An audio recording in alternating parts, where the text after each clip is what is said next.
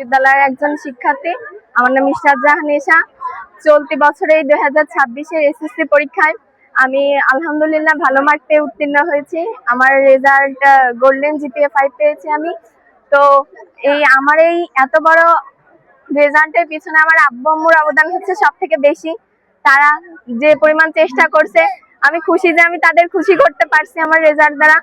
আর আরো বেশি বলতে গেলে স্যারদের অবদান এখানে বলতেই হয়। এই স্কুলের স্যাররা যেভাবে আমাদের গাইড দিছে, যেভাবে আমাদের কে নিয়ে চেষ্টা করছে, এত ভালো একটা পরিবেশে আমাদের পড়াশোনা করার সুযোগ দিছে।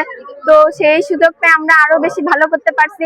আর পাশাপাশি উপর আল্লাহর অবদান তো আছেই, তাকে ছাড়া তো কিছুই সম্ভব নয়।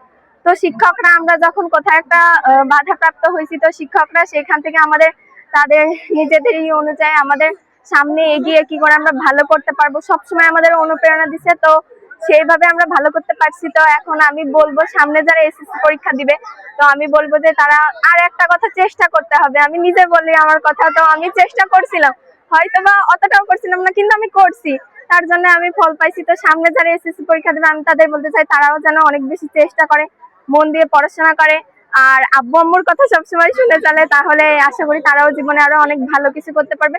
পাশাপাশি শিক্ষকদের সব আদেশ অনুপ্রেরণা তারা যেগুলো দেবে সেগুলো যথাযথভাবে মেনে চললেই একটা শিক্ষার্থী হচ্ছে জীবনে ভালো করতে পারবে। আর আমি ভবিষ্যতের জন্য আপনাদের সকলের কাছ থেকে দোয়া চাচ্ছি যেন আমি জীবনে আরো অনেক এগিয়ে যেতে পারি, আর আমার আব্বু আম্মুর জন্য কিছু করতে পারি, দেশের জন্য কিছু করতে পারি।